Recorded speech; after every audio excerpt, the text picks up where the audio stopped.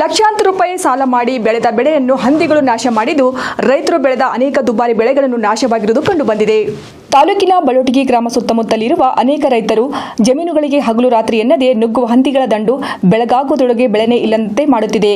ಹೊಲದಲ್ಲಿ ಬೆಳೆದ ಟೊಮೊಟೊ, ಶೇಂಗಾ, ಮೆಕ್ಕೆಜೋಳ ಸೇರಿದಂತೆ ಅನೇಕ ಬೆಳೆ ನಾಶವಾಗುವುದನ್ನು ಕಂಡ ರೈತ ಕುಟುಂಬಗಳು ಕಣ್ಣೀರು ಹಾಕುತ್ತಿರುವ ದೃಶ್ಯ ಸಾಮಾನ್ಯವಾಗಿತ್ತು. ರೈತರಿಗೆ ಇಷ್ಟೆಲ್ಲ ಹಾನಿ ಆಗಿದ್ದರೂ ಸಹಿತ ರೈತರು ತಮ್ಮ ಕೆಲಸವನ್ನು ಬಿಟ್ಟು ಕಚೇರಿಗೆ 10 ಬಾರಿ ಅಲೆದರೂ ಯಾವುದೇ ಕಾರ್ಯಗಳು ಆಗದೇ ಇರುವುದು ದುರಂತವೇ ಸರಿ.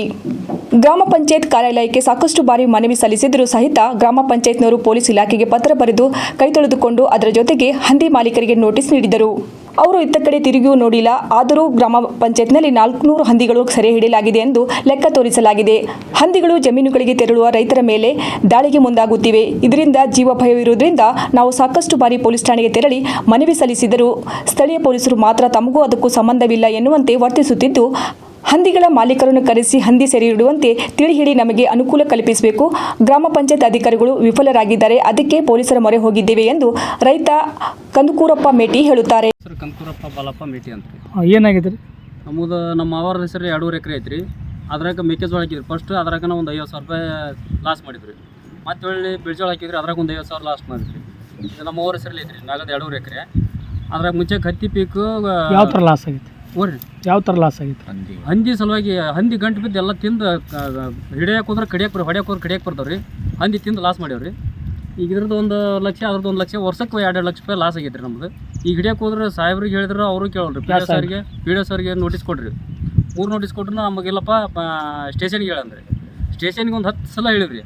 ಅವ್ರು ASIನ ಪೊಲೀಸರನ್ನ ಕಳ್ಸಿದ್ರಿ. ಅವ್ರು ನೋಡ್ಕೊಂಡು ಹೋಗೋದು ಅವ್ರಿಗೆ ಸಾಹೇಬ್ರಿಗೆ ಹೇಳಿದ್ರೆ ನೀವು ಬರಲ್ಲಪ್ಪ ಅಂದ್ರೆ PSI ಫೋನ್ ಹಚ್ಚಿದ್ರೆ ಅವ್ರು ಸ್ಟೇಷನಿಗೆ ಬರಲ್ಲ. ರೆಂದಿಯಾರು ಈ ನಮ್ಮನೆಯಾಗಿ ಈಗ ಹೊಲ್ದಾಗ ಬಂದು ಕಡಿಸತ್ರ ನಮ್ಗೆ ಕೇಳೋದಿಲ್ಲ ಅಂತ ಆಗಿಬಿಟ್ಟೈತಿ. ಅದಕ್ಕೆ ಲಾಸು ನಮ್ಗೆ ಕೊಡಿಸ್ಬೇಕು ರೀ ಸರ್. ಈ ಮಕ್ಕಳು ಹೊಲ್ದಾಗ ಇವ್ರದ್ದು ಅಂದಾಜು ಇರ್ತೈತಿ. ಇವ್ರದ್ದು ಒಂದು 3 ಎಕರೆ ಹೊಲ ರೀ. ಮುಂಚಕ್ಕೆ ಗೋಂಜೋಳ ತಿಂದು ರೀ. ಹಿಕ್ಕಟ್ಟು ಬಿಳ್ಜೋಳ ತಿಂದು ರೀ. ಇಲ್ಲಿ ಇರ್ತಂದು ಅಜ್ಜಾರದ ಮಾತ ಏರೆ ಮಾಡತ್ತೆ. ಇವ್ರದ್ದು ಒಂದು ಶೇಂಗಾ ತಿಂದು ರೀ. ಅಧಿಕಾರಿಗಳು ಯಾರು ಸ್ಪಂದನೆ ಮಾಡಿಲ್ಲ. ಯಾರು ಹೇಳಿದ್ರೆ ನಮಗಿಲ್ಲ ನಿಮಗಿಲ್ಲ ಅವ್ರಿಗೆ ಹೇಳಿ ಇವ್ರಿಗೆ ಹೇಳ್ರಿ. ಇವ್ರಿಗೆ ತಲಾಟ್ರಿಗೆ ಹೇಳಿದ್ರಿ. ಅವ್ರು ಬಂದ್ರಿ. ನಮ್ಗೆ ಗೊತ್ತಿದ್ದು ನಾವು ಹಚ್ಚೋದ ಇವತ್ತು ಹೇಳಿವ್ರಿ ಅವ್ರಿಗೆ. ಆದ್ರೆ ಅವ್ರು ಬರೋದು ಇವತ್ತು ಹೇಳ್ದಟ್ಟೆ ಆಗ ತಕ್ಷಣ ಬಂದ್ರಿ. ಈಗ ಒಂದಿಷ್ಟು ನೋಟಿಸ್ ಕೊಟ್ಟಿದ್ದು ಅದಾವ್ರಿ. ಇಲ್ಲಿ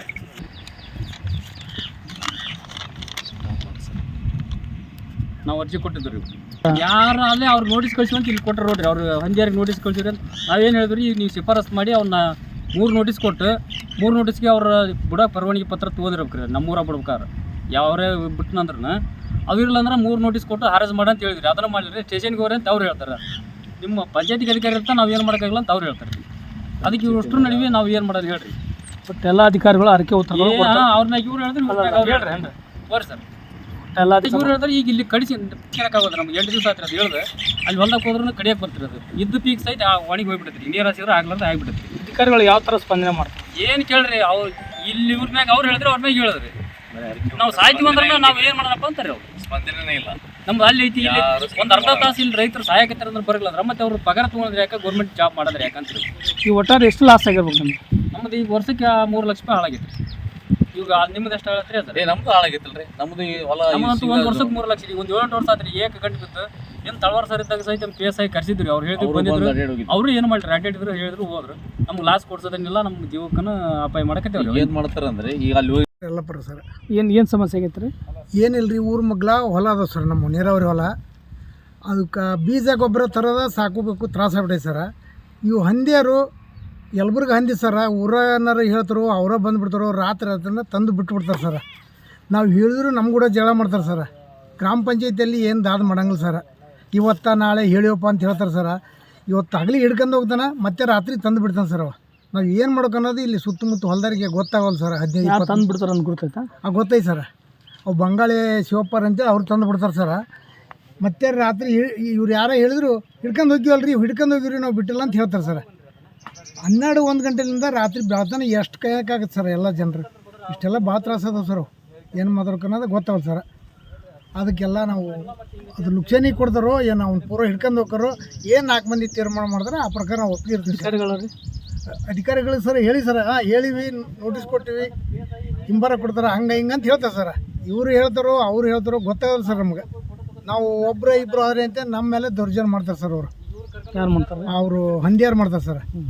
ಯಾರೂ ಹೊಲ ಲುಕ್ಷನ್ ಆಗೋದಿಲ್ಲ, ನಿಮ್ಮ ಅಕ್ಕವ ಒಬ್ಬಿಬ್ರು ನೀವೇ ಬರ್ತೀರಿ, ನೀವೇ ಇದು ಮಾಡ್ತೀರಿ, ನಮ್ಮ ಹಂದಿಗೆ ನಾವು ಬಿಡೋರ ಅಲ್ಲಿ ಊರಾಗ ಅಂತ ನಮ್ಮ ಮೇಲೆ ದೌರ್ಜನ್ಯ ಮಾಡ್ತಾರೆ ಸರ್. ಹೇಳೋದು ಸ್ವಲ್ಪ ನೀನು.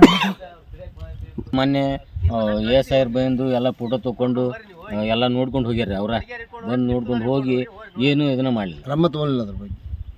ಅವಾಗ ಬಂದಿದ್ರು ಮುದ್ದಾಮು. ನಾವು ಅಲ್ಲದೆ ಪೇಸ್ ಅವ್ರು ಏನು ಹೇಳಿದ್ರಿ? ಅವರು ಪಂಚಾಯತ್ಗೆ ಒಂದು ಲೆಟ್ರ್ ಕೊಡ್ರಿ, ಅವ್ರಿಗೆ ನೋಟಿಸ್ ಕೊಡ್ತಾರೆ. ಆ ನಂತರ 2 ನೋಟಿಸ್ ಆಗಿಂದ 3ನೇ ನೋಟಿಸ್ಗೆ ನಮಗೆ ಕೊಡ್ರಿ, ಆ ನಂತರ ನಾವು ಅದ್ರ ಆ್ಯಕ್ಷನ್ ತೊಗೊತೀವಿ ಅಂತ ಹೇಳಿದ್ರಿ.